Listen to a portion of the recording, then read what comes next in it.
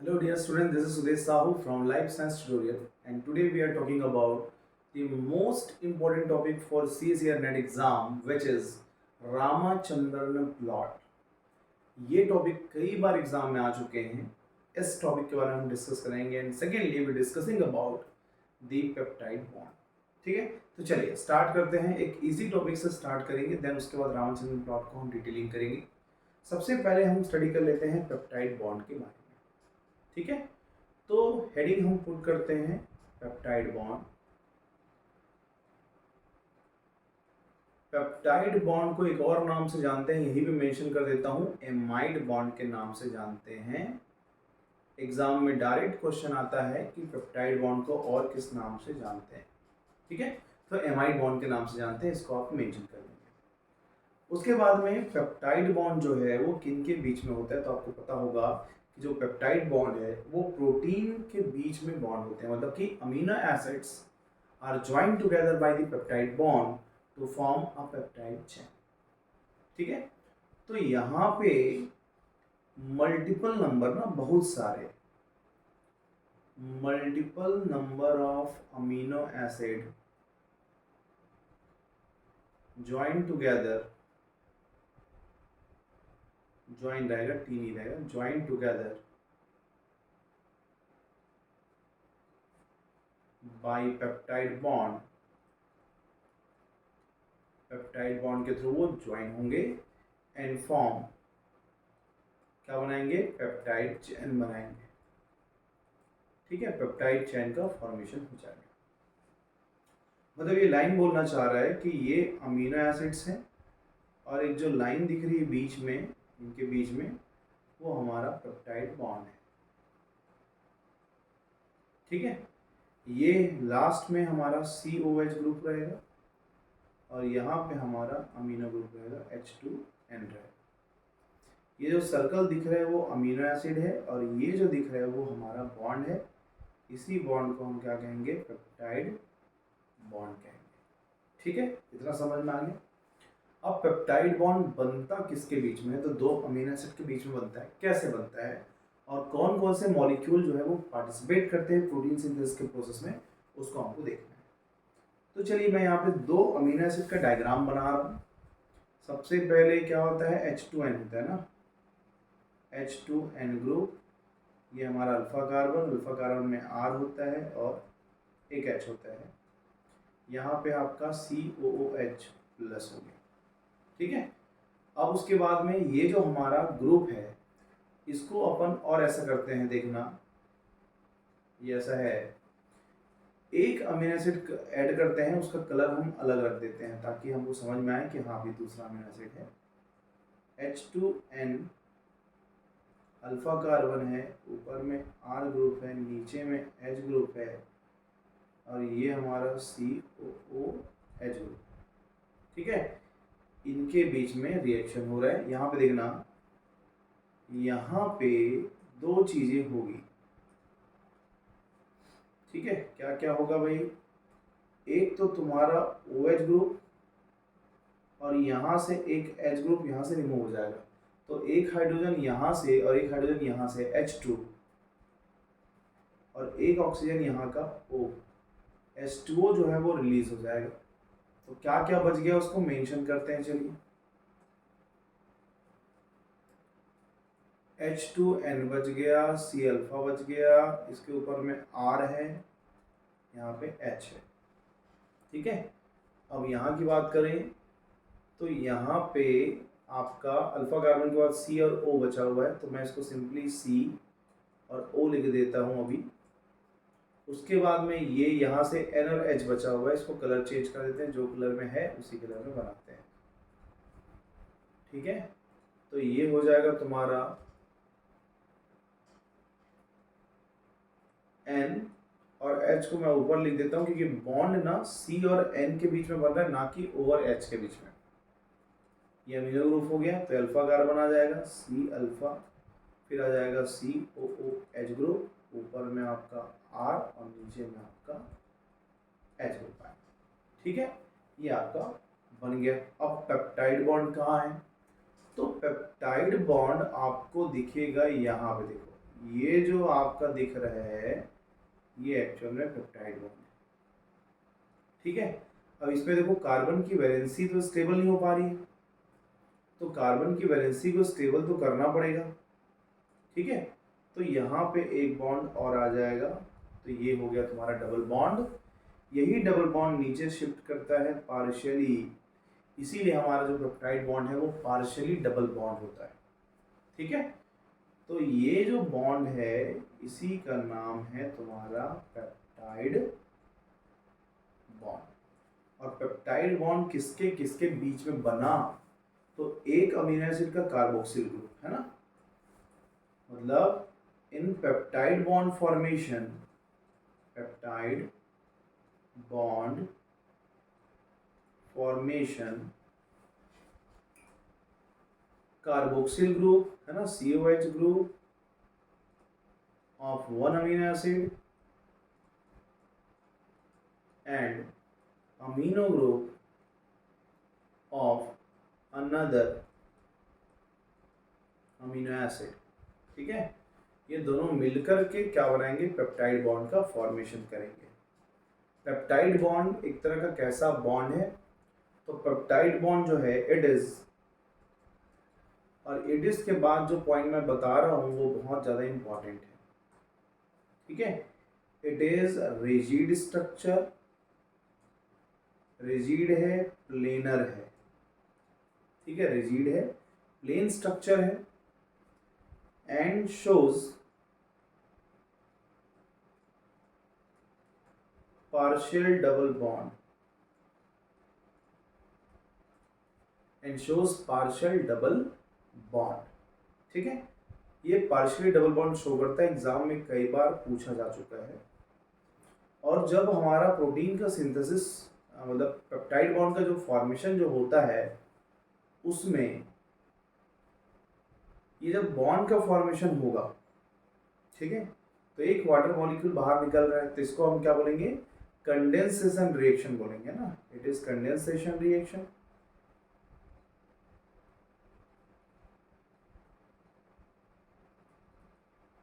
ठीक है, और एक वाटर मॉलिक्यूल यहां से निकल जाता है, one water molecule gate released.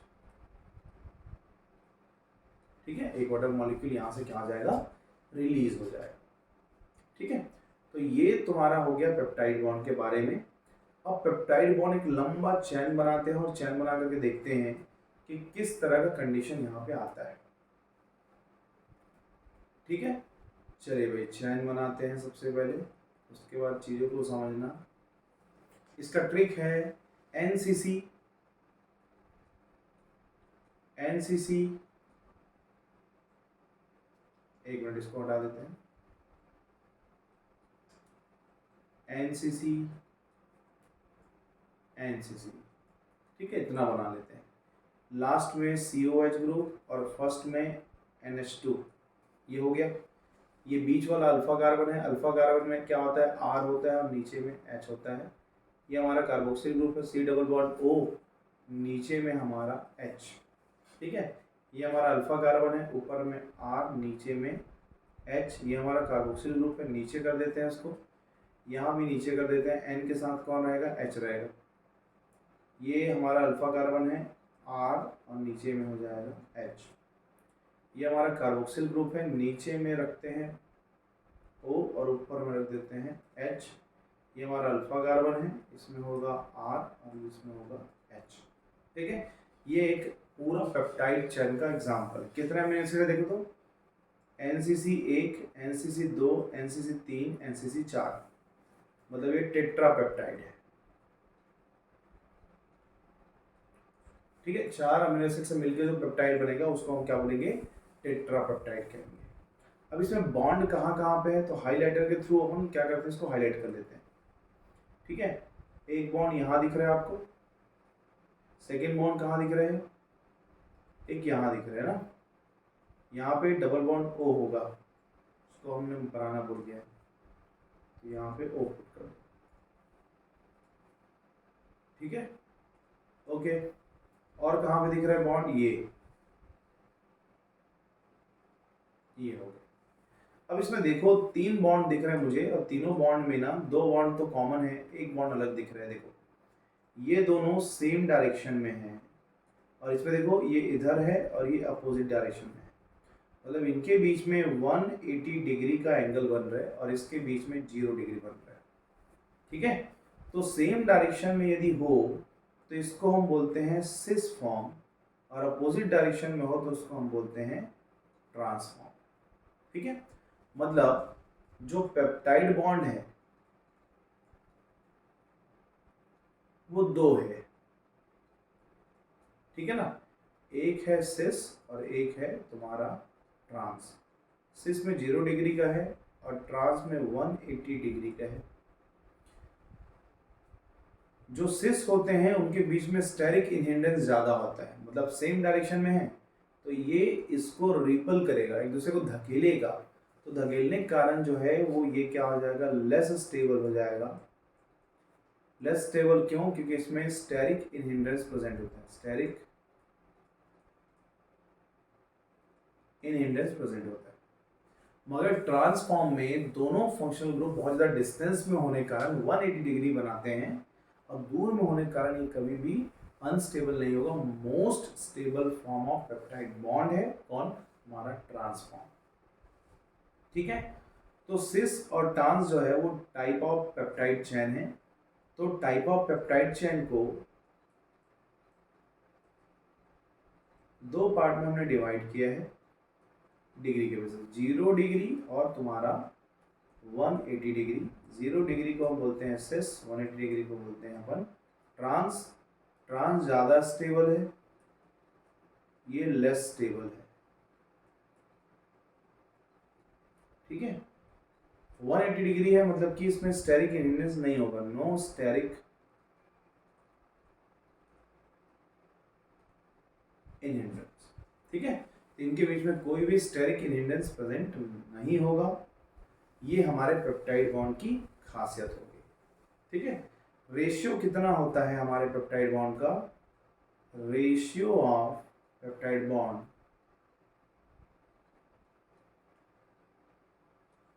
Is equal, यहाँ पे देखो 2 चीजें आप बता सकते हैं कि रेशियो किसका किसका, तो रेशियो है आपका ट्रांस अपॉन सिस का 1000/1 होता है, मतलब ट्रांस 1000 है तो सिस सिर्फ 1 होते हैं, तभी तो प्रोटीन हमारा क्या हो जाएगा, स्टेबल होगा, ना कि अनस्टेबल। ठीक है, तो ये तो पूरी कहानी हो गई तुम्हारे पेप्टाइड बॉन्ड के बारे में। ठीक है, अब हम बात करते हैं जो कि हमारा मेन टॉपिक है, जिसको हम बोलते हैं रामचंद्रन प्लॉट। ठीक है, इसको हम बोलते हैं रामचंद्रन प्लॉट। अब ये रामचंद्रन प्लॉट जो है वो बॉन्ड एंगल को बताता है। 2 तरह के बॉन्ड्स के बारे में हम डिटेल स्टडी करेंगे, एक है फाइन और एक है साइन। ठीक है, तो रामचंद्रन प्लॉट जो हमारा प्लॉट है gives the idea about the nature of protein, type of protein.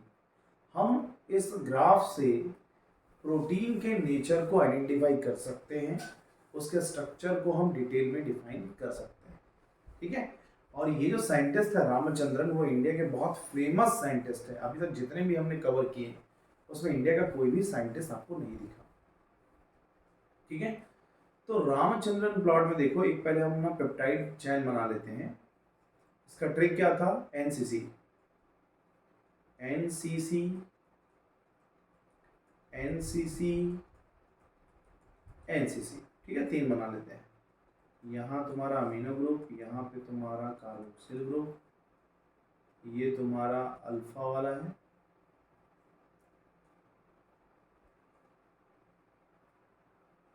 इसके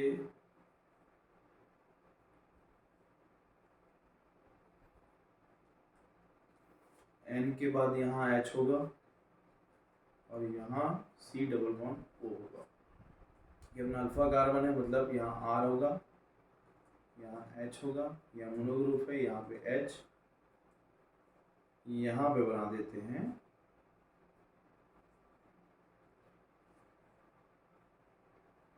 डबल 1 O। ठीक है, अब देखो ये सेम डायरेक्शन में है तो ये सिस है, और ये वाला तो अपोजिट डायरेक्शन में है।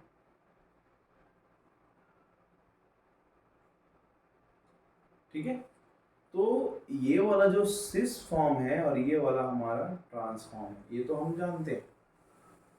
ठीक है ना, अब इसमें देखो, ओके, अभी जो रामचंद्रन प्लॉट है इसमें दो तरह के बॉन्ड एंगल आपको दिखेंगे।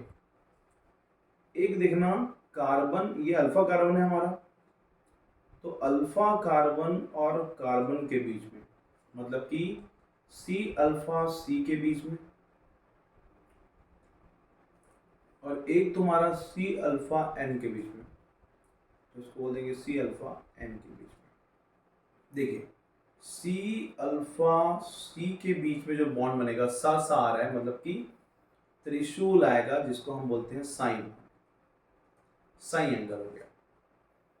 और सी अल्फा एन के बीच में, मतलब कि ये वाला और इनके बीच में जो बॉन्ड बनेगा वो बनेगा फाई बॉन्ड, ये बनता है। तो साइन और फाई का जो बॉन्ड एंगल होता है, इसके बारे में एक्सप्लेन करता है हमारा रामचंद्रन प्लॉट। ठीक है, तो ये समझ में आ गया कि रामचंद्रन प्लॉट जो है वो किसके बारे में आइडिया देता है। तो it gives the idea about, it gives the idea about psi and phi angles, psi and phi angles which are present between, ठीक है ये इंपॉर्टेंट है, which are present between C alpha C sine में and C alpha N में। ठीक है, इनके बीच में जो बॉन्ड होगा वो साइन और फाई बॉन्ड कहलाएगा। ठीक है, ये मैंने आपको यहाँ पे बता दिया।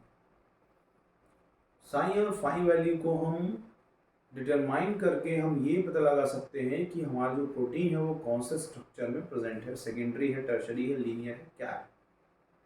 ठीक है, तो यहाँ पे तुम बोल सकते हो बाय यूजिंग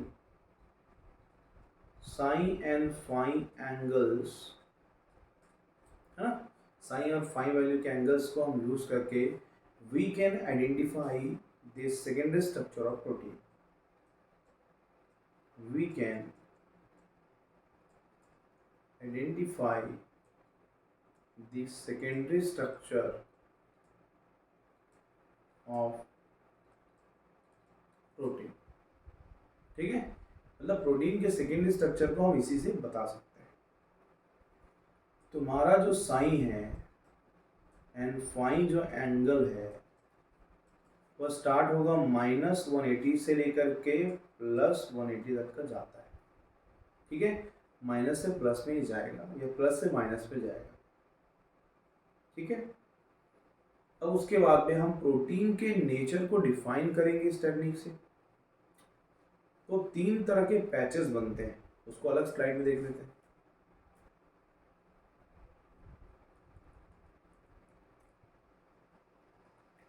ठीक है, तो मैंने कहा कि 3 तरह के रिजल्ट आएंगे। ठीक है, एक तो आएगा डार्क पैच, एक आएगा लाइट पैच, और एक आएगा नो पैच।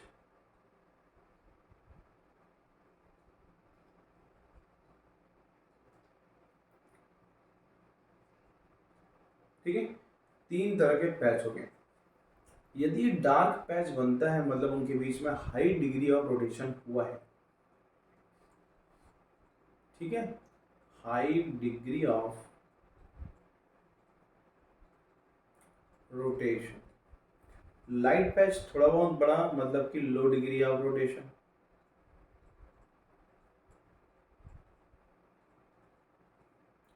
और नो पैच मतलब कि नो रोटेशन। ये एग्जाम में क्वेश्चन आ चुका है, ठीक है। इसके बारे में आपको जानना पड़ेगा पहले, उसके बाद चीजें जो है वो क्लियर हो जाएगी, ठीक है। तो रामचंद्रन प्लॉट से हम डिटरमाइन कर सकते हैं different types of polypeptide chain, ठीक है। तो यहाँ पे डिनोट कर सकते हैं वी कैन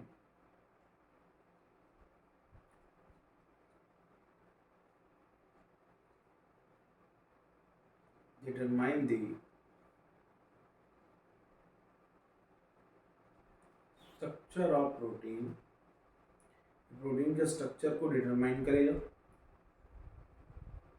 प्लस प्रोटीन के नेचर को भी बताया, ठीक है। ये हो गया आपका कॉमन पॉइंट, हो गया रामचंद्रन प्लॉट के बारे में। चलिए अब इसमें कुछ डेटा है जिसको तुमको अच्छे से याद करना है। 2 अमीनो एसिड का बहुत अच्छा ग्राफ बनता है और एग्जाम में क्वेश्चन के बेस में आते हैं, ठीक है। ग्लाइसिन और एलानिन, ग्लाइसिन और प्रोलिन, सॉरी प्रोलिन, ठीक है। ये 2 अमीनो एसिड जस्ट एक दूसरे के एंटागोनिस्टिक होते हैं, मतलब कि जो ग्लाइसिन है वो मैक्सिमम पैचेस जनरेट करेगा, मतलब हाई डिग्री ऑफ रोटेशन आपको मिलेंगे, ठीक है।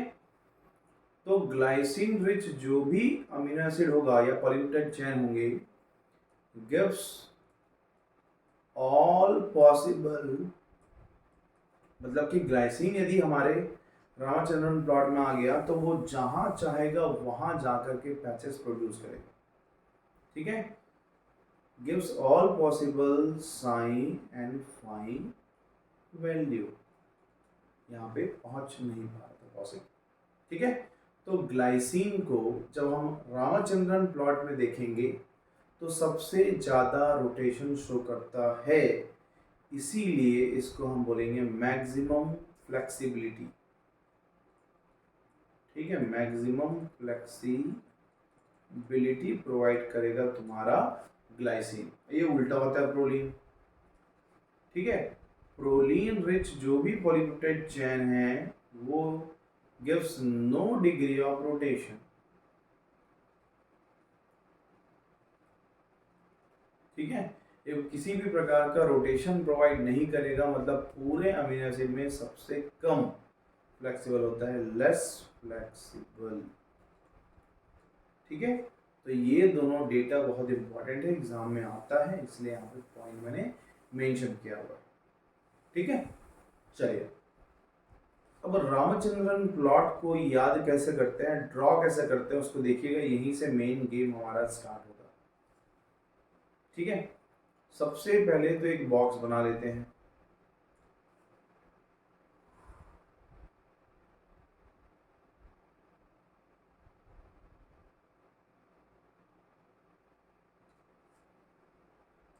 ठीक है।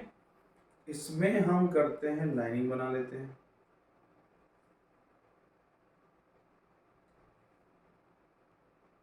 ठीक है। ये हो गया 4 बॉक्सेस। इस बॉक्स में आपको क्या करना है, +180 से -180 सेट करना है। +180 यहाँ पे हो जाएगा 0, यहाँ पे -180 हो जाएगा, ठीक है। +180 से यहाँ पे हो जाएगा 0 और यहाँ हो जाएगा -180,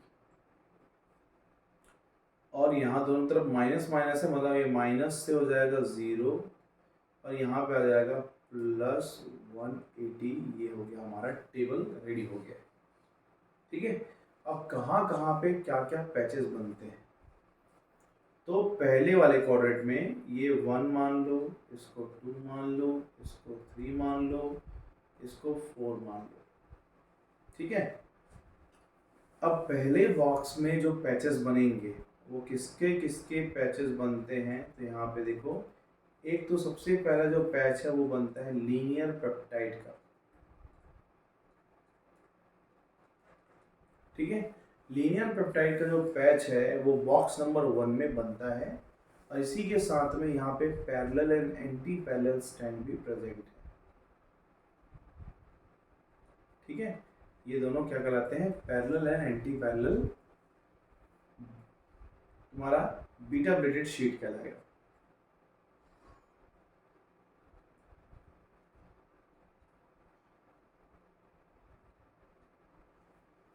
ठीक है।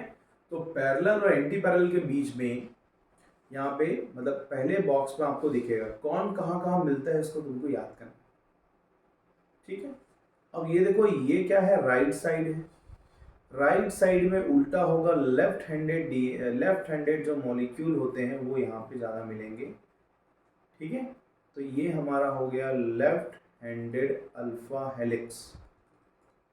पहले वाले बॉक्स में क्या है, लीनियर पेप्टाइड है, मगर सेकेंड नंबर के बॉक्स में लेफ्ट हैंडेड अल्फा हेलिक्स है, जो कि बहुत बेसिक लेवल पे पढ़ना, उतना ज़्यादा इसको ज़्यादा कवर करने की ज़रूरत नहीं है। ठीक है। ये लेफ्ट हैंडेड है तो उल्टा होगा, राइट हैंडेड किधर होगा, लेफ्ट साइड पे होगा। तो लेफ्ट साइड में यहाँ पे जो एंगल है हमारा ऐसा, यहाँ पे एक अमीनो एसिड बना हुआ है और एक छोटा सा अमीनो एसिड का पैचेस यहाँ पे बना हुआ है। ठीक है। ये वाला तो है हमारा राइट हैंडेड अल्फा हेलिक्स का है, ये राइट हैंडेड अल्फा हेलिक्स का है। ठीक है। और ये वाला जो है वो है हमारा पाई हेलिक्स, इसको हम क्या बोलेंगे, पाई हेलिक्स बोलेंगे। कॉम बॉक्स नंबर 4 में कोई भी मैचेस नहीं बनते हैं, बहुत अच्छी चीज़ है। अब यहाँ पे देखो रेशियो देखना, सबसे पहले राइट हैंडेड अल्फा हेलिक्स की बात हो रही है। ठीक है। तो राइट हैंडेड अल्फा हेलिक्स का -57 से लेकर के -47 तक होता है। राइट हैंडेड अल्फा हेलिक्स की बात कर रहे हैं। ठीक है। तो यहाँ होगा और यहाँ देखो -180 से 0 आ रहा है, तो आंसर्स तो हमारे नेगेटिव में ही आएंगे। ठीक है। ये बात तो समझ में आ रही है कि ये हमारा जो है वो नेगेटिव में आंसर आएगा। ठीक है। तो ये देख लो, सबसे पहले राइट हैंडेड अल्फा हेलिक्स जो है उसका रेट जो है साई और फाई का, वो माइनस पहले फाई है उसके बाद में साइन। ठीक है। Anti parallel beta pleated sheet की बात करते हैं। देखो anti parallel beta pleated sheet, anti parallel beta pleated sheet का जो है -1939 और एक आपका है +135, ये साइन और ये फाई वैल्यू। ठीक है। एक हम बात करते हैं पैरेलल का, पैरेलल डीएनए स्ट्रैंड। ठीक है। यदि पैरेलल डीएनए स्ट्रैंड है तो उसका जो है वो भी माइनस में आता है, 119 से लेकर के +1113 तक यहाँ पे रेशियो इसका बनता है। और लास्ट है तुम्हारा लेफ्ट हैंडेड अल्फा हेलिक्स, इसी को मैं ढूंढवा रहा था बहुत प्रॉपरली। इसका प्लस में आएगा 57 और प्लस में आएगा 147। ये 2-3 डेटा है जिसको तुमको याद करना पड़ेगा पूरी चीज़ों को। जब आप याद कर लेंगे बहुत अच्छे से, तभी ये चीज़ें जो है आपको क्लियर हो पाएगा कॉन्सेप्ट। ठीक है। तो इस तरीके से तुम वैल्यू को याद कर सकते हो। लेफ्ट में राइट रहता है राइट हैंडेड, और राइट में लेफ्ट हैंडेड जो है अल्फा हेलिक्स यहाँ पे प्रेजेंट होते हैं। ठीक है।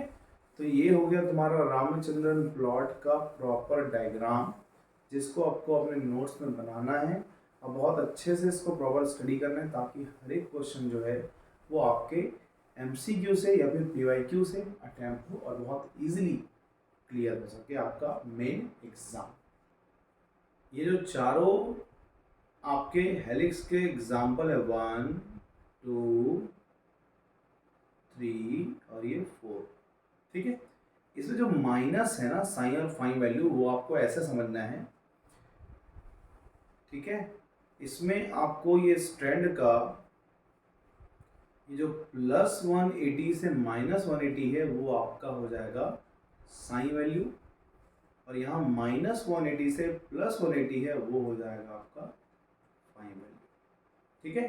तो यहाँ पे जैसे लिखा हुआ है ना, फर्स्ट में राइट हैंडेड अल्फा हेलिक्स का -57 बोल रहे हैं,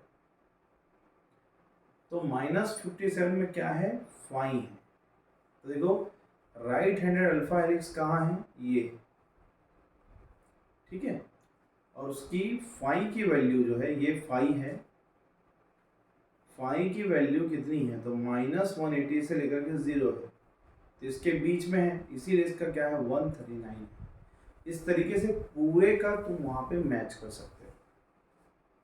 ठीक है, तो ये तो हो गया हमारा रामचंद्रन प्लॉट के बारे में कुछ डिटेल जानकारी। इसको बहुत अच्छे से नोट करेंगे, एग्जाम में यहाँ से क्वेश्चन आता है।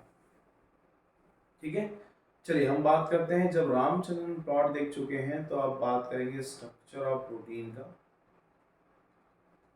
और प्रोटीन के स्ट्रक्चर को हमने 4 पार्ट में डिवाइड करके रखा है, primary, secondary, tertiary and terminal.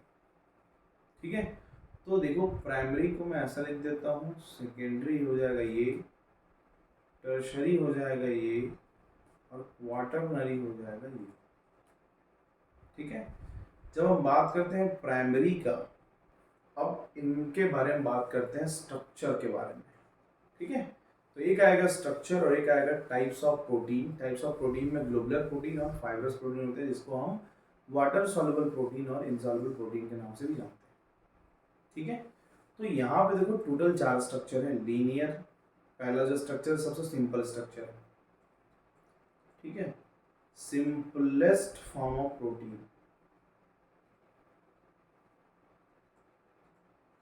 ये हमारा सिंपलेस्ट फॉर्म ऑफ प्रोटीन है, हमारा लीनियर स्ट्रक्चर। प्राइमरी स्ट्रक्चर में कुछ भी नहीं होता है, ये लीनियर होता है, यहाँ पे एन टर्मिनल, यहाँ पे सी टर्मिनल। तो लीनियर है मतलब क्या होगा, ओनली पेप्टाइड बॉन्ड प्रेजेंट होंगे। यहाँ पे सिर्फ और सिर्फ पेप्टाइड बॉन्ड प्रेजेंट होगा। इसी प्राइमरी स्ट्रक्चर का यूज करते हैं for the study of protein. यदि आपको प्रोटीन की स्टडी करना है तो प्राइमरी स्ट्रक्चर में आप कर सकते हैं, उसका सीक्वेंसिंग देख सकते हैं।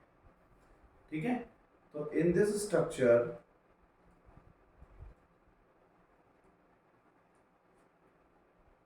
we can analyze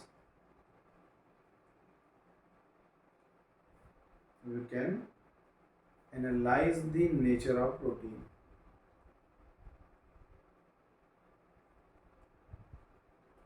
ये ठीक है, मगर जब हम बात करते हैं सेकेंडरी स्ट्रक्चर का, तो सेकेंडरी स्ट्रक्चर जो लीनियर है, जो लीनियर था वही चेंज हो जाएगा दो स्ट्रक्चर में। या तो ये ऐसा क्वाइलिंग कर लेगा, इसको हम बोलते हैं हेलिक्स बोलते हैं, चाहे वो अल्फा हेलिक्स बोलो या बीटा हेलिक्स बोलो, या फिर ये टीने की शीट जैसा दिखने लगेगा। ठीक है, तो ये हो गया तुम्हारा अल्फा हेलिक्स और ये है तुम्हारा बीटा लिटेड शीट। ठीक है, तो ये समझ में आ गया कि इसमें दो तरह के स्ट्रक्चर है, अल्फा हेलिक्स और बीटा लिटेड शीट। अब इसमें बॉन्ड कौन कौन से होते हैं देखना, बॉन्ड इसमें दो होगा। ठीक है, एक तो तुम्हारा पेप्टाइड बॉन्ड जिससे प्रोटीन बनता है, और दूसरा तुम्हारा पेप्टाइड बॉन्ड के साथ में और क्या होता है, तो यहाँ पे हाइड्रोजन बॉन्ड प्रेजेंट होगा।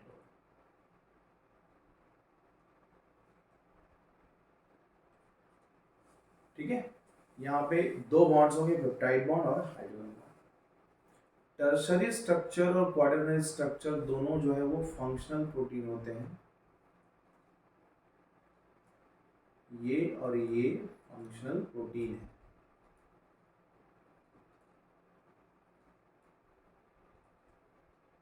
ऐसा, अब टर्शरी स्ट्रक्चर और क्वाटरनरी स्ट्रक्चर में मतलब डिफरेंस क्या है, दोनों तो फंक्शनल फॉर्म है। अच्छा, इसमें जो बॉन्ड होंगे वो उसमें भी होंगे। कौन कौन से बॉन्ड प्रेजेंट होते हैं देखो, तो ये तो हो गई, पेप्टाइड बॉन्ड तो होगा, सब में होता है। पेप्टाइड बॉन्ड के साथ साथ में तुम्हारा हाइड्रोजन बॉन्ड भी होगा, ये हो गया। तो पेप्टाइड बॉन्ड, हाइड्रोजन बॉन्ड और डाइसल्फाइड बॉन्ड, ये तीनों बॉन्ड प्रेजेंट होगा हमारे टर्शरी स्ट्रक्चर में, और सेम पॉइंट आपको लिखना है क्वाटरनरी स्ट्रक्चर में। मगर दोनों में डिफरेंस क्या है, तो डिफरेंस ही एग्जाम में क्वेश्चन बन करके आता है। ये कुछ इस तरह से है कि भाई जितने भी हमारे बॉन्ड्स, जितने भी हमारे स्ट्रक्चर ऑफ प्रोटीन की बात हो रही है, तो टर्शरी स्ट्रक्चर में जो प्रोटीन बनता है वो सिंगल पॉलीपेप्टाइड चेन से मिलके बनता है। मतलब कि made up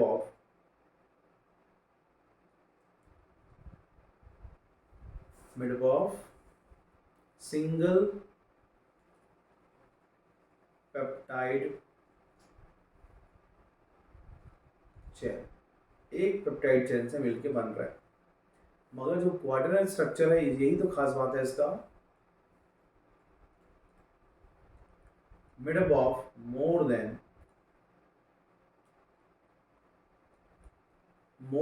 one polypeptide chain. ठीक है, इसको हम बोलेंगे फंक्शनल क्वाटरनरी स्ट्रक्चर। टर्शरी का एग्जाम्पल है तुम्हारा मायोग्लोबिन, और क्वाटरनरी का स्ट्रक्चर का एग्जाम्पल है हीमोग्लोबिन। ठीक है, तो हीमोग्लोबिन और मायोग्लोबिन दोनों का काम वही है, ऑक्सीजन या गैस का ट्रांसपोर्ट करना। ठीक है, मायोग्लोबिन जो है वो स्टोर करके रखता है, मगर जो हमारा हीमोग्लोबिन है उसका काम है सिर्फ एक और एक कि वो ट्रांसफर कर देता है जहां तक उसको जाना है। ठीक है, तो ये हो गया तुम्हारा प्राइमरी स्ट्रक्चर, सेकेंडरी स्ट्रक्चर और टर्शरी स्ट्रक्चर ऑफ प्रोटीन की बात। ठीक है, मतलब ये कि प्राइमरी स्ट्रक्चर जो है उसमें क्या था, सिर्फ लीनियर था, एंड टर्मिनल होगा सी डब्ल्यू। सेकेंडरी मतलब कि दूसरे स्ट्रक्चर की बात करें जो कि एडवांस है, तो इसमें दो चीज़ें होगी, या तो ये ऐसा हेयर लाइक स्ट्रक्चर हो जाएगा या तो जिग जैग होगा। ठीक है, तो ये तुम्हारा फंक्शनल ग्रुप है, ये तुम्हारा अभी इंस्टा या फिर जो भी चीज़ों में इस तरह के स्ट्रक्चर आपको दिख जाएंगे, है ना। ये सेकेंडरी स्ट्रक्चर हमारा हेयर का जो स्ट्रक्चर है कर्लिंग होता है, तो कर्लिंग होने के बाद वो ऐसे ही दिखता है ना। इसको हम अल्फा हेलिक्स बोलते हैं और उस वाले को बीटा प्लेटेड शीट बोलते हैं, अल्फा हेलिक्स बोलते हैं। ठीक है, तीसरा स्ट्रक्चर कैसे दिखेगा, तो वो कॉम्प्लेक्स हो जाएगा, ऐसा दिखेगा, एंटरवल सीटम। ठीक है, ये टर्शरी स्ट्रक्चर है, ये सेकेंडरी स्ट्रक्चर है, ये प्राइमरी स्ट्रक्चर है। और अभी यदि मैं बात करूं क्वाड्रिनरी स्ट्रक्चर का, तो चार पॉलीपेप्टाइड चेन जो है मिलके बात करेंगे। ठीक है, एक कलर चेंज कर देते हैं इसका,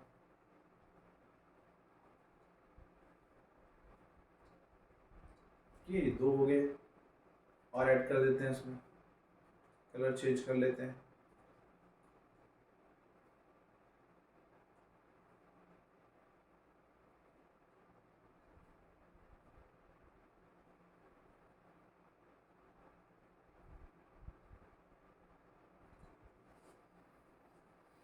ठीक है, तो यहाँ पे सिंगल पॉलीपेप्टाइड है और यहाँ पे जो है वो 4 नंबर ऑफ पॉलीपेप्टाइड है। इसका एग्जांपल जो है वो मायोग्लोबिन है,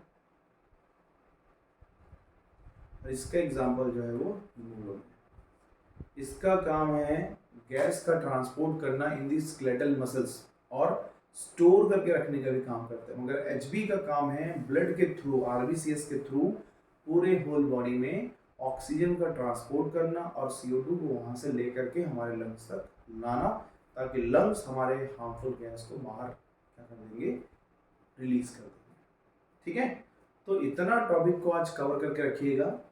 कल के वीडियो में हम आगे बढ़ेंगे और बहुत सारे इंपॉर्टेंट टॉपिक को हम डिस्कस करेंगे। ठीक है।